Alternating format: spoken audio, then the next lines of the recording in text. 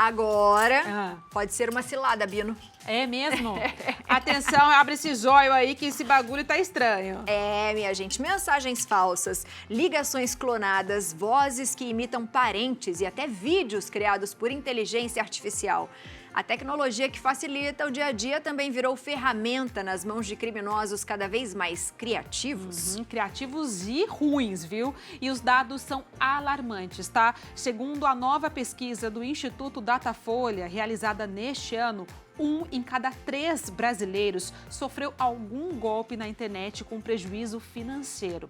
Nos últimos 12 meses, o equivalente a 56 milhões de vítimas. É muita coisa. É muita coisa, mas ó, o que fazer para se proteger desses golpes que estão cada vez mais sofisticados? Quem explica o que está por trás dessa onda de fraudes e o que podemos fazer para escapar dos golpes digitais é a advogada Luciana Linari. Seja muito bem-vinda, Lu! Boa tarde! Boa tarde. Beijo pra você. Prazer em revê-la. Prazer, que gostoso Muito obrigada ter você pelo aqui. convite. Que honra. Obrigada pelo convite. Obrigada.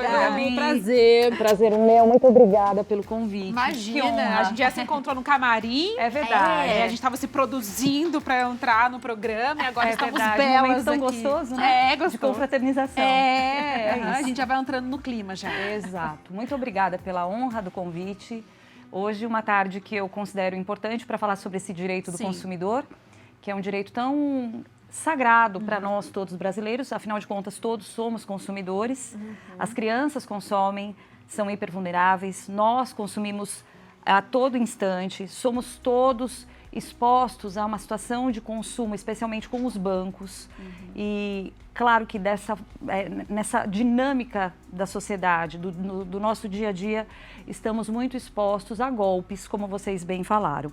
E é realmente preocupante porque os números são crescentes e cabe à sociedade como um todo, ao poder público, ao poder legislativo, por meio de normas e, obviamente, o poder judiciário, trazer elementos que possam resguardar os nossos direitos enquanto consumidores.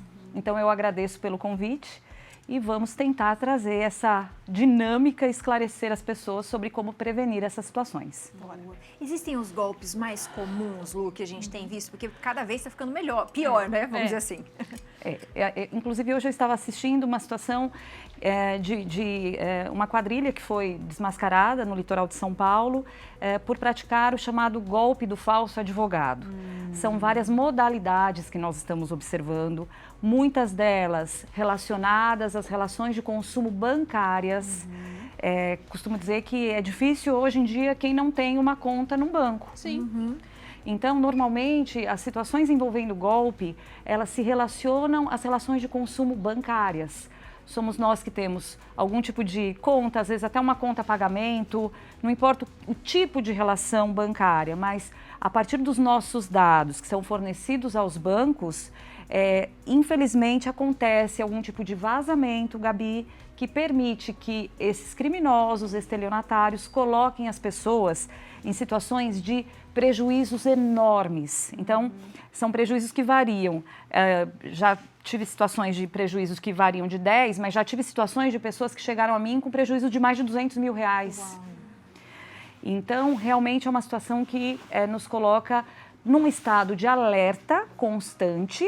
E daí porque a importância de falarmos com as pessoas sobre esse tema para que elas previnam o prejuízo, mas, sobretudo, de encorajá-las a buscar os seus direitos.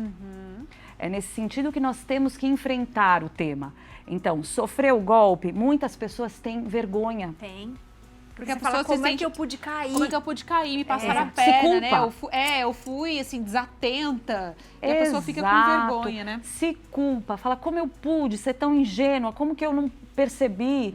Mas é impressionante, como vocês bem falaram no início, eles se sofisticam. Eles vão mudando, né?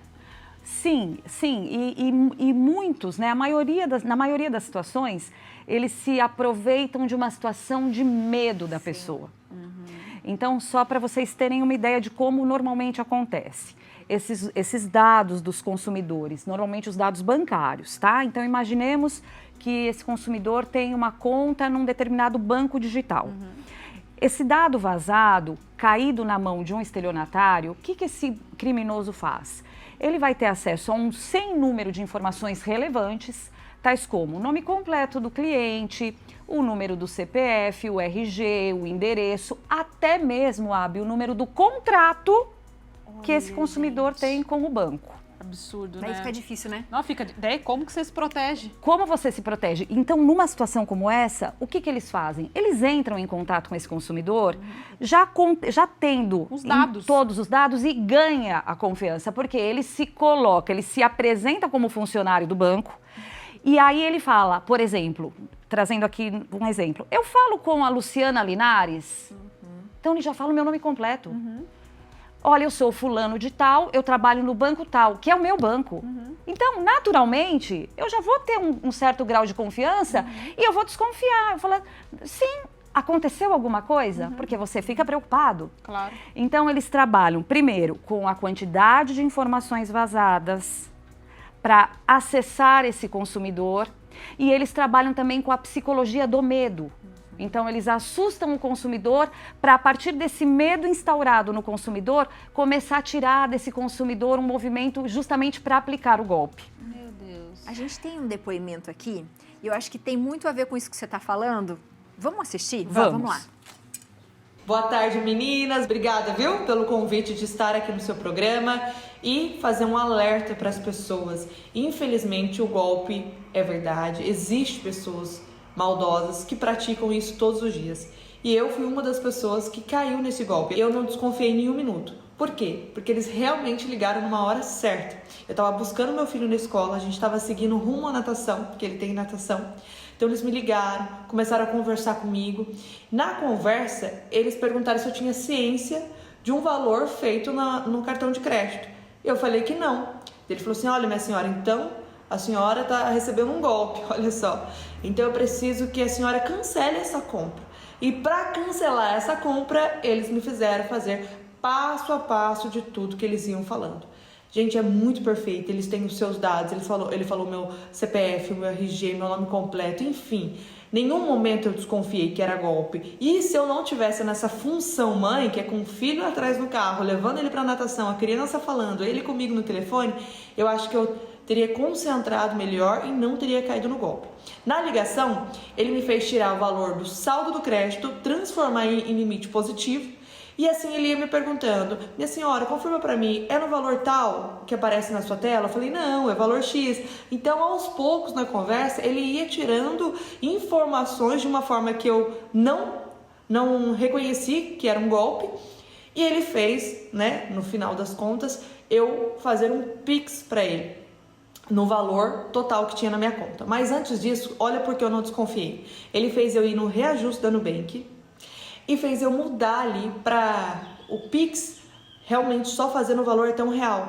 Então eu não poderia fazer Pix no valor a mais que R$1. Ele falava, minha senhora, por gentileza, faça um Pix para uma pessoa da sua confiança no valor de R$2. Então eu fazia o Pix para o meu marido, o Pix voltava para minha conta. Então em nenhum momento eu fiquei com medo de entrar num link ou fazer um pagamento, porque realmente o valor voltava, porque ele fez eu reajustar lá no Pix o valor que eu poderia fazer de Pix naquele dia. Resumindo para você, é muito bem feito o golpe, você não desconfia, ele tem todos os seus dados, ele me pegou num horário que eu estava com uma criança ali, indo para natação, momento de agitação, momento mãe, na função mãe, mas assim, o golpe existe, a gente tem que ter esse alerta, o banco não vai te ligar, se você tem algum problema, alguma dúvida, vai até o seu banco ou ligue para a pessoa que você está acostumada, né, a sua gerente, para poder tirar suas dúvidas, porque infelizmente isso acontece todos os dias. Exatamente o que nós estávamos Você foi falando. só chacoalhando a cabeça, né? É bem isso mesmo, né? É muito difícil não cair. Muito. Você fica ali, é tudo muito... Casa, né, as coisas. Você fala, tudo é dado, e às vezes realmente você está desatento, está no momento que você está com a cabeça, né, meio voada. Exatamente. Caiu. E esse golpe que a telespectadora relatou, ele tem o nome. É o golpe da falsa central de atendimento do Nubank. O Nubank por ser um banco digital. Aliás, eu chamo a atenção dos telespectadores porque os bancos digitais, eles estão mais susceptíveis ao vazamento de dados do consumidor. Eita! Então, muita atenção com os bancos digitais. E na dúvida, vamos trabalhar aqui de maneira preventiva. Na dúvida, tendo a necessidade de fazer qualquer tipo de operação, não confie em supostos funcionários que ligam. Vá à agência ou faça o contato diretamente pelo seu aplicativo. Você. Penso que é a única maneira de orientar as pessoas de maneira radical. Não dar o espaço. Ligou, se apresentou como um funcionário do banco, não siga no contato. Corte de imediato, porque a chance de cair num golpe é muito grande. Claro que, e aí eu trago a boa notícia, aquilo que nos consola, né, enquanto consumidores, enquanto brasileiros. Nós temos em nosso país um poder judiciário muito atento e, nesse sentido, eu tenho que falar com orgulho da minha profissão, como professora, como advogada, atuante nessa área do direito do consumidor, que é justamente o nosso tribunal maior que lida com essas questões de consumo, muito pró-consumidor, muito atento à dor do consumidor. Então, o que tem hoje o nosso Superior Tribunal de Justiça decidido nessas situações? A responsabilidade do banco. Tá? Então, basta o consumidor demonstrar, primeiro, que aquela operação que ele fez é uma operação atípica, ou seja, foge do padrão normal dele de operações. Então, imaginem, né, no caso dessa moça, certamente ela fez ali uma operação que fugiria do convencional. Não é comum você fazer operações tão altas num dado momento, num dado horário do dia. Então, o banco, ele tem a responsabilidade de oferecer a todos nós, consumidores, um serviço seguro.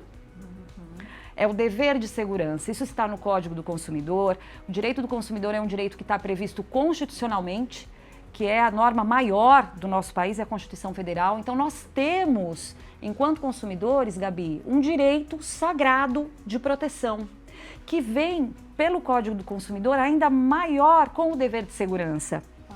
Então, cabe às pessoas, primeiro, entenderem que se caírem num golpe, podem buscar o auxílio, podem buscar o socorro, digamos assim, do judiciário. Como que a pessoa busca esse socorro? Boa pergunta, Gabi. Primeiramente, como que nós, que sofremos algum tipo de golpe, porque todos estamos expostos, podemos buscar a resolução, né? Vamos resolver, vamos sair dessa situação de prejuízo. Recomendo, antes até de se falar no processo, no judiciário, buscar-se a via da composição, do acordo, tá? Normalmente, essas situações de golpe são feitas via Pix, né? Que é aquela operação que hoje todos nós utilizamos.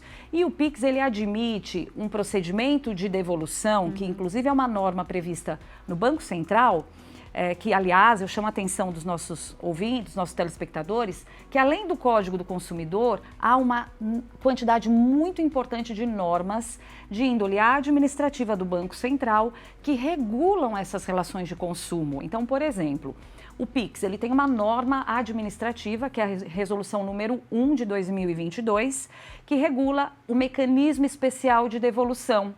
Caiu num golpe, a primeira coisa que se faz é procurar o seu banco e abrir um protocolo chamado MED, que é justamente a abreviação desse mecanismo.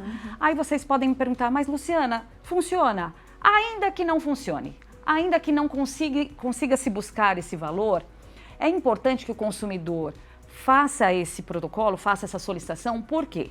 Porque se não houver a efetividade nesse resgate desses valores, ele vai levar ao Poder Judiciário e ele vai demonstrar ao Poder Judiciário que ele tentou, de todas as maneiras, solucionar o problema dele junto ao seu banco e só procurou o Judiciário porque ele não conseguiu.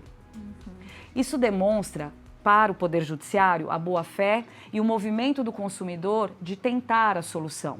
Aí vocês podem me perguntar, mas ele precisa? É obrigatório? Ele não pode entrar direto na Justiça? Pode, ele pode. Mas eu recomendo que tente-se a via amigável, a via do consenso.